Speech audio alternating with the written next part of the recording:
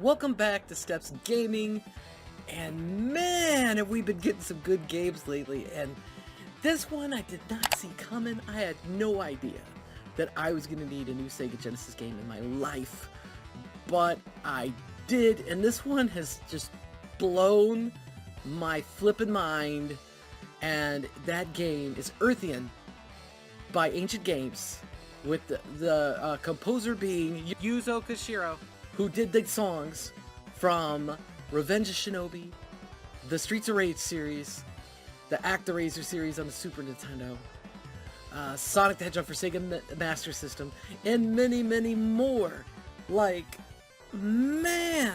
And not only is this just a rockin' music, this shmup, this game, has amazing gameplay, and it pushes the boundaries of the Sega Genesis, and there's things in this game I did not even think were flippin' possible in a Sega Genesis based on all the things I was told growing up, having a Sega Genesis, being a Sega kid. Oh man, let's get into this. So as you can see there's 4 different options: easy, normal, hard, and hot shot. And what I found for me personally is, after trying normal, it was really best to go to easy to get my feet wet, try to figure out how to control the game properly, how the different power-ups work, and just all in all get a better feel for the game. So I've actually played through it a few times on easy. If you're not hardcore and you just want to get your feet wet, figure out the game first, I highly recommend that, because I don't really feel easy's easy. I think easy's actually pretty average. And then work your way through the game to normal, to hot, and the hot shot, and so on, if you feel so inclined. First thing you're going to notice as you're playing through this game is as you are shooting the space aliens, space monsters, space trash, whatever you want to call them, and you defeat them, they're going to drop Soulrium. These little green, they're different shapes. There's like a diamond shape and a square shape, and the bigger the Soulrium, the more power up you get, and you will see this fill up in your shot. And the more power you have in that shot, the stronger the green bar is, the better off you are going to be in defeating those enemies. And the blue bar down underneath that bar is the shield. And the shield is interesting because you don't progressively lose shield then just die. You lose shield as you're getting shot, yes, but if you stop yourself from getting shot and you avoid getting attacked, you could rebuild that shot meter automatically just by taking, well, a rest, so to speak. But however, you think that you're gonna live for a very long time, but that's just not gonna be the case, because once you're in the middle of a huge battle and you get shot, you could die really quickly. So you gotta keep your eye on the blue shield gauge, otherwise you're going to be in deep, deep trouble. The next thing to talk about is the sub-weapons. The sub-weapons vary greatly in this game, and they all do a lot of different things, and the right one could help you at the opportune time. And not only that, but you have the ability to store 2 sub-weapons to start, and you could upgrade later to 3 sub-weapons, and switch back and forth as you please to help you choose the right one at the right time, which is a really amazing feature to the shmup. So what you should have noticed in that last sequence I just showed, that was actually stage 4 of the game, when I had a sub-weapon go in, I was actually doing the main shot and the sub-weapon at the same time, which was really cool, because the Y button on the Xbox controller, if that's the controller you're playing with, it actually does both shots at the same time. Or you could just do your main shot with A, or just your sub-weapon shot with B. And so you have all these different options as you're trying to defeat the enemy. So the next cool thing to talk about in this game is when you are near the end of the level, you will find something called an adaptation pod. You got to grab this. It will sacrifice one of your sub-weapons, unfortunately, but if you're able to successfully defeat the boss and maintain having that adaptation pod, you will get a power-up at the end of the level that'll grant you abilities to either upgrade your sub-weapons, so you can have an extra sub-weapon, It'll let you choose an extra life. It'll let you choose improving shields, boosting firepower, all sorts of things like that. So you want to make sure that you hold on to that adaptation pod and that you grab it from the minute you see it. So I want to take a minute real quick and talk about level design and gameplay in each of these, and how each level, whether it be level 5, level 1, level 8, has its own theme, its own amazing moments, its own crazy bosses, and you could tell there was love and passion put into this game on all levels. And you could tell also that Yuzo Koshiro spent time making sure that the music was right on the design of each of these levels, so that the music will pull you in to what the level design is bringing to the screen. It's just absolutely phenomenal. It's mind-blowing. It's absolutely enjoyable. And I can't say enough good things about the design, the music, the rush you get from playing this shmup. You know, not all shmups give you a rush. You know, good ones do. You get a rush playing this game. And the soundtrack is so flippin' good that you will want to listen to this in your car again, and again. So talking about the music in this game and how good it is, that's what kind of got me into knowing what this game was. Because I was actually watching John Hancock's video from RetroCon, where he was there as a guest, and also Yuzo Koshiro was there as a guest. He gave a concert, he met with fans, he signed things for them, things like that. But there at the convention, they had a booth for Earthion, and they were playing the game and all that. And that's when I first saw it, and I said, "Oh my God, I gotta play this," because I knew who Yuzo Koshiro was, because I watched the Happy Console Gamer show, and I know that he recently did his theme song, and I remember Happy Console Gamer being so proud. I remember listening to how good it was, and pointing out that he did the music for Revenge of Shinobi, things like that. So I decided, you know, I knew this game was going to be good because I love shmups. And so I did a show this past Friday, and I brought my friend on, Brooklyn Menace, who didn't know who the composer of this video game was, but he's just showing us shmups. He knew about the game, and I knew that he would know about the game because he's showing us shmups, so I brought him on my show. I'm even more excited for Earthion now that you told me that it's him, now that I know who you're talking about. I would have never known his name, but once you said it was the guy who made the new theme song for the Happy Console Gamer, yeah, that guy, everything he makes as far as like video game music is awesome.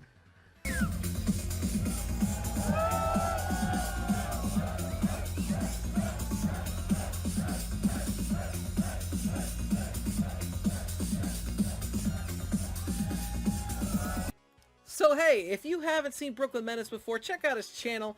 His channel will be in the description. You can go ahead and click on it, give him a subscribe, and while you're at it, before you leave, go ahead and give me a subscribe if you haven't already too. If you enjoyed the video, I'd really appreciate it. But going back to the Happy Console Gamer, I was looking through the credits of this game after I did a playthrough of it, and I noticed that he actually is in the credits for this game as a voice actor. So there you go. Johnny Millennium is now part of the Earthion video game, which is pretty cool. I wanted to talk briefly about some of the sub-bosses and bosses of this game. They're absolutely huge, really cool looking, lots of detail, lots of thought was put into these bosses. But some of my favorite is there's a sub-boss in level 3 that's just like this crazy shotgun. It's absolutely really cool to watch its rhythm of the shot and things like that and try to avoid it. And then another one, at the end of level 2, there's this boss that just looks like the design. It looks like the feel. It reminds me so much of that arcade game by Jalico, Earth Defense Force. If you ever played Earth Defense Force, you might get what I'm seeing here. And maybe it was an homage to Earth Defense Force, maybe it wasn't, I don't know, but reminded me so much of that game, and I absolutely love Earth Defense Force, so that was so cool. There's lots of other homages in this game. You have to find them. There's definitely a tune that sounds like it's right out of Gradius. That collection's coming out soon. Just so much joy in this game for sure. Let's talk about some of the options here real quick. You could up your ships, especially when you first start out, to 6, then take it back to normal to 3. Different difficulty levels, your music player, your controls, music test, sound effect test, licenses, and that's it. So pretty basic, you know, but that's pretty typical for a Sega Genesis. I did want to mention real quick that you can save a password at the end of every completion. So if you complete the game, you'll get a password at whatever difficulty you left off with all the current power-ups, and then you could go start again using the power-ups you already earned on the next round that you're playing. So you can go from easy to normal to hard to hotshot and keep your progress, which is pretty cool. Just remember to snap a screenshot of that password, because this is old school. You need that password. Now, I got this game on Steam, which is where it is first available right now until September, when it's released on consoles. Well, it's $19.99 on Steam if you go there, and you gotta get it early because it's just such a good game to have. Or if you just just have Steam anyway, go ahead and grab it. So it's not very expensive at all, and it's definitely worth that money and then some. The only downside I see to Steam is you're kind of limited on controller options, as it's really designed to prefer an Xbox controller. It definitely maps a lot easier than trying to mess with another controller. I was trying to use a Sega Genesis controller, and it just didn't work as well on Steam. Now, that doesn't mean it won't work well on the console that you end up getting it on, if you end up getting it on like a Switch or a PlayStation or the Sega Genesis cartridge version that's going to come out in the future, which will be pretty cool. But if you want a physical version of the game, you'll need to head over to Limited Run's website. I'll put a link in the description below, and you could check out the different options they have for different consoles, things like that. It looks like the physical edition, the basic physical edition, is $35, and then they have the more premium version, the collector's edition, limited runs, limited edition, or whatever you want to call it. It's $99.99. Comes with a bunch of awesome Earthion memorabilia, as well as a Yuzo Koshiro autograph, and you can see all that it contains by going to the website, clicking on the information, and getting it. Now, I believe the games themselves are available till August 17th when they shut off the pre-order, but if you wanted a vinyl soundtrack or a cassette tape, those are only available till August 10th, which is this coming Sunday at the time of this filming. So you might want to get on that. Make sure you pre-order this one, because this is one to have. Now, if you want the Sega Genesis version, you're going to have to wait till 2026. It's not available for pre-order as of yet, so keep your eyes on Limited Run. I can't say enough good things about this game. This game took me back to my childhood of playing the Sega Genesis. It gives me that rush that I get playing a shmup. The nostalgia's there. It's got nods to Gradius, nods to Earth Defense Force, so I think, probably not, but I like to think. And it just hits me in all the feels. And not only does it give you that nostalgic feel, but the different things that it does to push the Sega Genesis hardware, to make an absolutely amazing game, to do things you didn't think were possible on the Sega Genesis. It does all these things, and even if you don't have nostalgia for the Sega Genesis, even if you're not old enough to remember it, this is an amazing game that you have to play. And once you do, not only are you going to be playing this game over and over and over again, you're also going to be wanting that soundtrack for your car.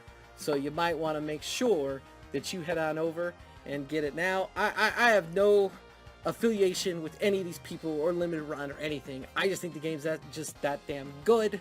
This video was brought to you by me and no one else. So hopefully you enjoyed it. If you do, please give it a thumbs up. Please comment down below what you think of Earthion, or if you're going to pick up Earthion. And I already asked you to subscribe, but if you haven't, please do. And subscribe to everyone else who was mentioned in this video, because let's just share the love if you're not already subscribed. And looking forward to seeing you in the next video. Peace.